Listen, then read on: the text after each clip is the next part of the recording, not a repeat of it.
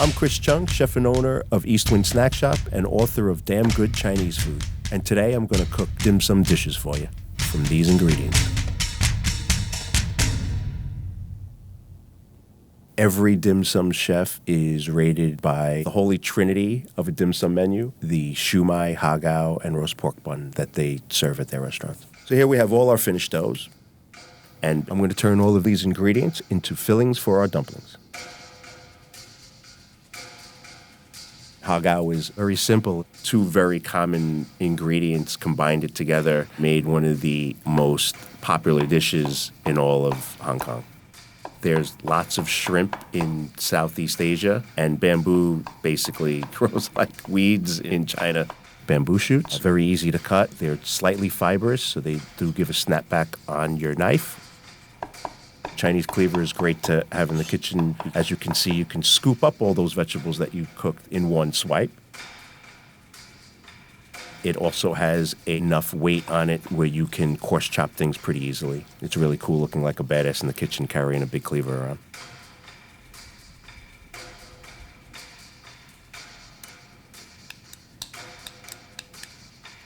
The dumpling is mostly shrimp. Now I'm going to wrap the hagao dumpling.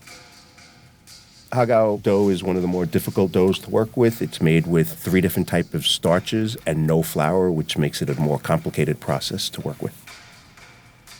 The first thing I'm going to do is roll it out into a log.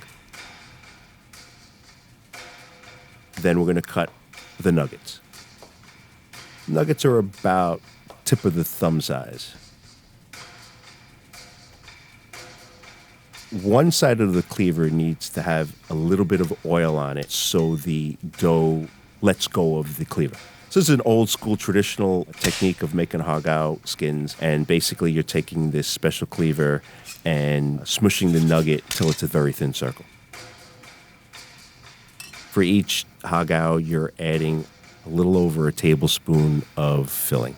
Keep your filling cold. It makes dumpling folding a lot easier. Then the technique is you're folding the wrapper over the filling, making pleats, and then sealing the dumpling together. For dim sum chefs, many know dozens of different folds and different pleats, and each one goes with a different style of dumpling. Hagao kind of has its own style where the pleats are made and then it's fanned out a little bit at the end. That's how it's presented in the steamer basket. So the shumai is one of the pillars of the dim sum menu. It is a open-faced dumpling, and it's wrapped with a really thin skin and simply steamed. The egg white will provide the pork with a little bit of a lighter texture when you bite into it. The egg white to soft peak takes about 4 minutes to whip. Next, I'm going to mince my ginger. Everybody has their technique to getting the skin off the ginger, whether it's from a knife, from a dull spoon. I don't like the dull spoon process because it ruins the fibers on the outside and it makes the ginger a little bit soft.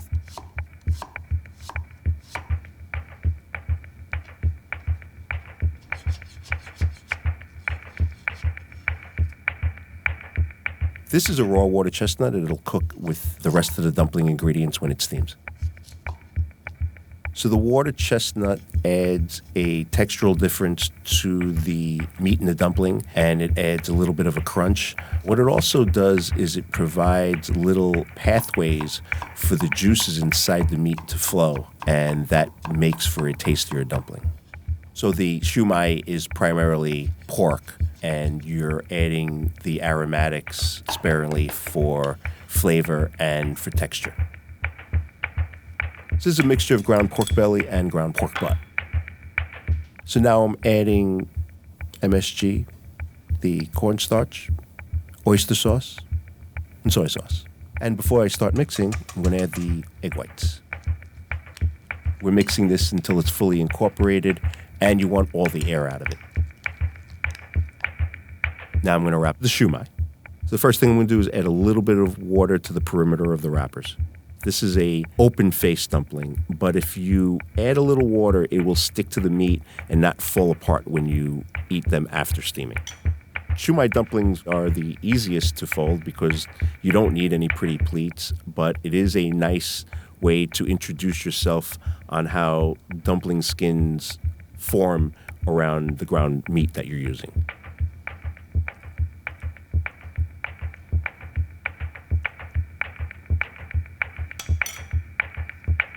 Pinch a pleat around each side of the dumpling and then just squeeze it together so the air comes out of the filling.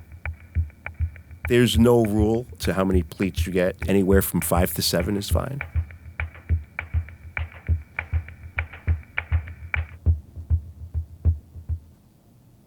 Roast pork is the staple of Chinese barbecue. It can't be reused the next day. So it found its way into things like roast pork fried rice, roast pork lo mein, and roast pork buns. Fermented black bean adds salt, savoriness, and just a little bit of sweetness. With roast pork, you never want to cut it too thin. The thinner you cut barbecue, the drier it becomes. However, you also want to make sure that it's cut small enough to fold into the bun nicely. So first thing I'm going to add is the chili paste, a little bit of pork broth, hoisin sauce, sugar, and salt. The thing you want to watch out for is you don't want it too saucy or else it will interfere with the bun. We are now going to fold our roast pork bun. This is a little different than our other dumplings. This bun is made with sourdough. Same thing, we're going to take a log of the dough, cut our nuggets.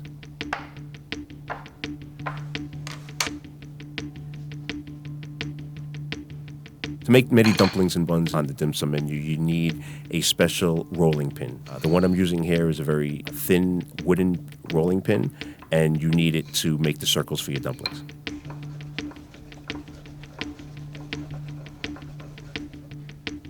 We're not adding that much filling, we're just adding enough filling so you can comfortably wrap the bun.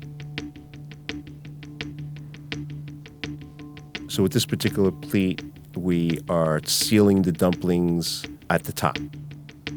This twist is different than the other styles of dumpling folding, and it's made a lot for buns. You'll see variations of this in soup dumplings as well. When you steam the dumpling with this fold, the steam will make the bun kind of pop out at the top.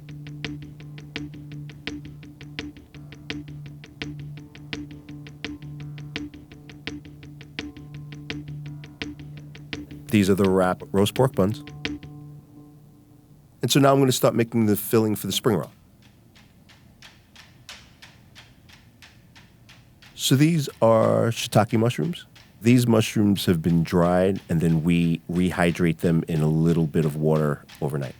In Chinese cuisine, we dry a lot of mushrooms. Shiitake mushrooms are very common. However, there is a grading system and they can get very expensive. Next, we're just going to thinly slice some onion.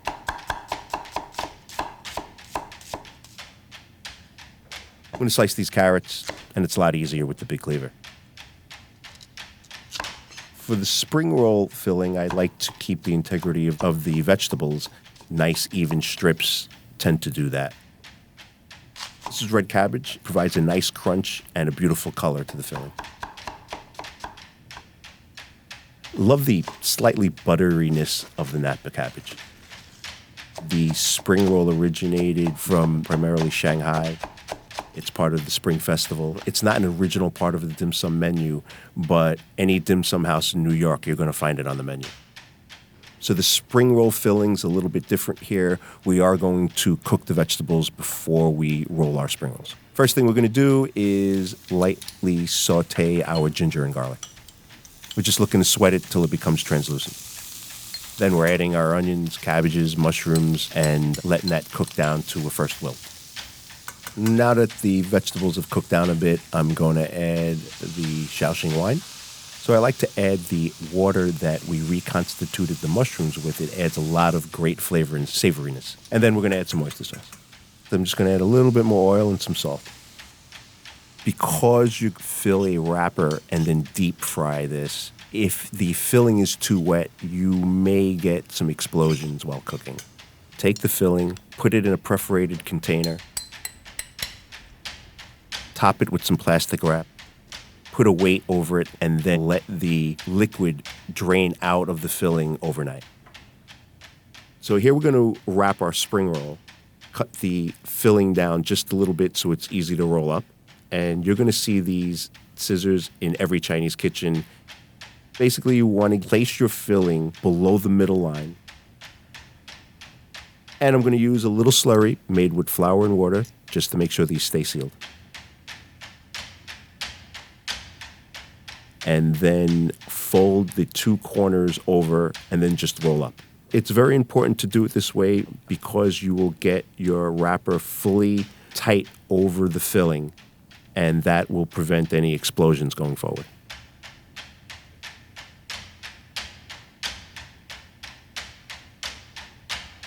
Dim sum menus are traditionally known for their dumplings. However, pot stickers made their way onto the dim sum menu from places like Beijing and Shanghai. First, I'm going to slice some scallion rounds. Then we're going to chop some fermented black bean. Then we're going to peel and mince our water chestnuts.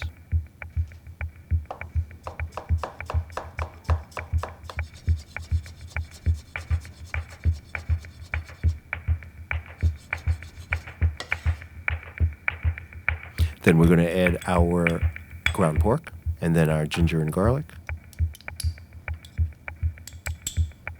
Add some soy sauce. With this, you're mixing so all the ingredients are fully together and there's no air in the filling. We have our pot sticker dough that's been rested, and we're going to make our log and cut our nuggets. The log should be 1 inch thick.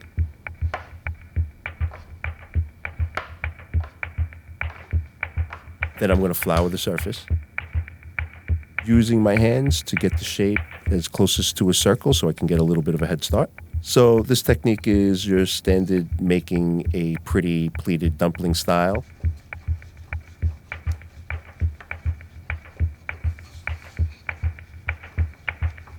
We'll take the filling, put it in the dumpling wrapper, fold the dumpling like a taco, and then we're going to push the edge of the wrapper into pleats all along the front side and then seal it and then just shape our dumpling and squeeze the air out.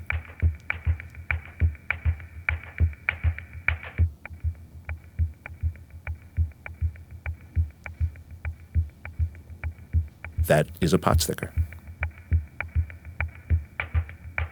These are all of the assembled fillings.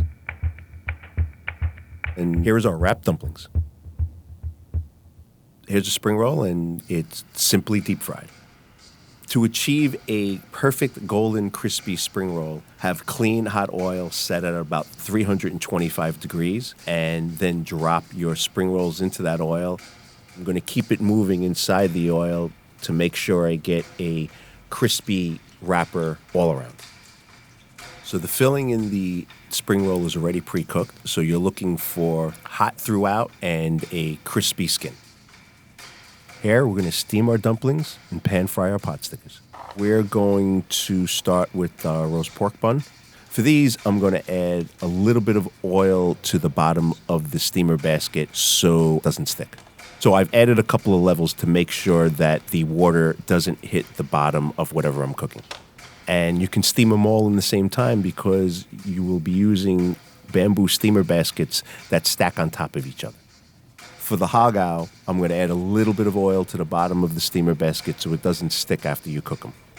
Ideally, you want to leave a little bit of daylight between each dumpling. For the shumai, I've added a little oil to the bottom of the basket as well. 6-minute steam on each one. So while those are steaming, I am going to cook some pot stickers. I added a little bit of oil to a hot pan. So there's a legend about how the pot sticker was originally made. The royal chef was making dumplings for the emperor. But as he started to cook the dumplings, he realized that he forgot to get the sauce. He went downstairs, and when he came back up, the water boiled out of the pot, and the dumplings were sticking to the bottom of the pot. He had no choice but to scrape the dumplings off the bottom of the pan and put them on a plate with the sauce and serve them to the emperor. The emperor wound up loving the dumplings so much that it became a regular dish. Now I'm going to present our steamed dumplings.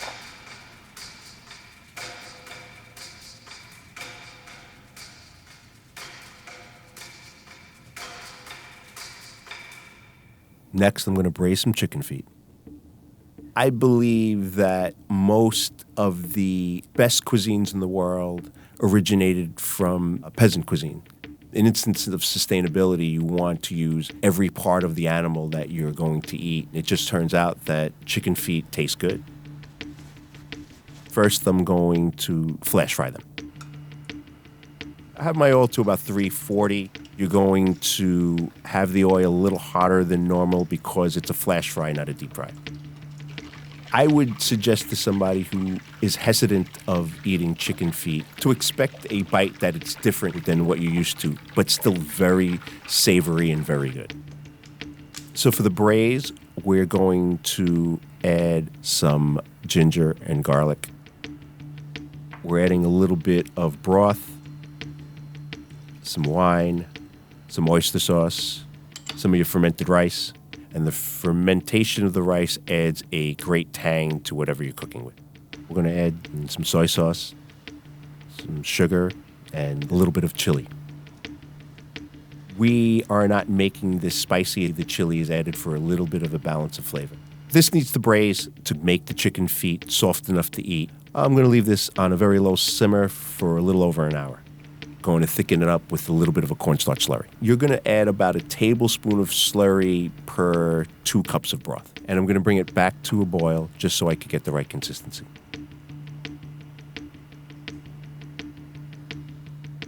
The braising liquid is actually your sauce for the chicken feet. Chicken feet are plated, and I'm just going to add some scallions.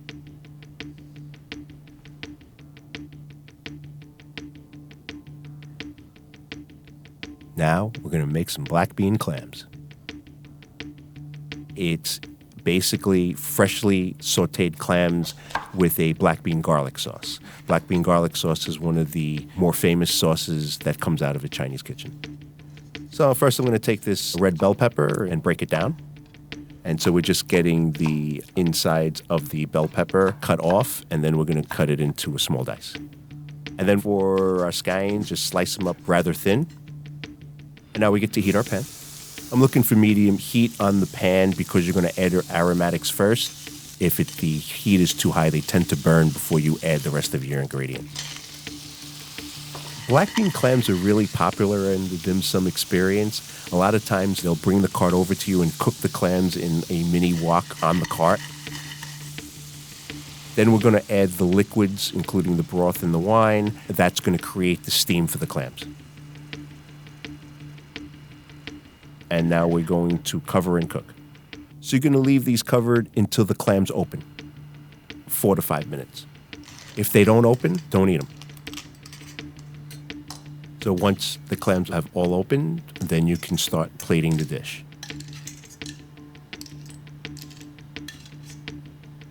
I'm going to add a little bit of the sauce over the top, top it with some scallions, and you're ready.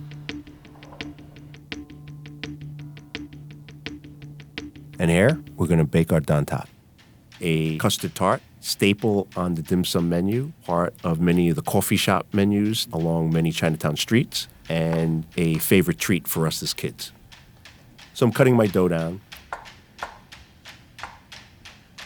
Using my rolling pin again, I'm going to roll the dough out into a circle, and then I'm going to form it into the shell. The normal pastry for the dan tat can be flaky or it can be mealy. It comes in a lot of different styles. We're going to use a basic pie dough here.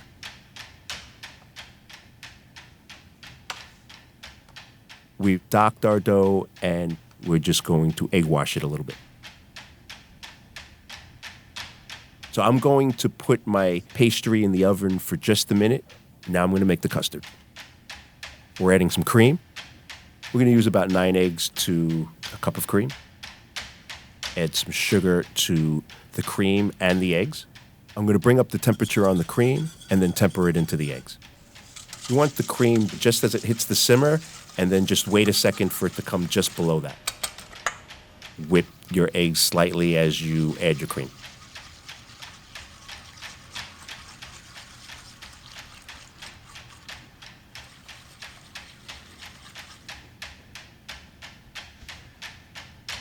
I'm going to add a tiny bit of custard to the bottom of the tart and put them back in the oven for just a few minutes to protect the bottom from soaking.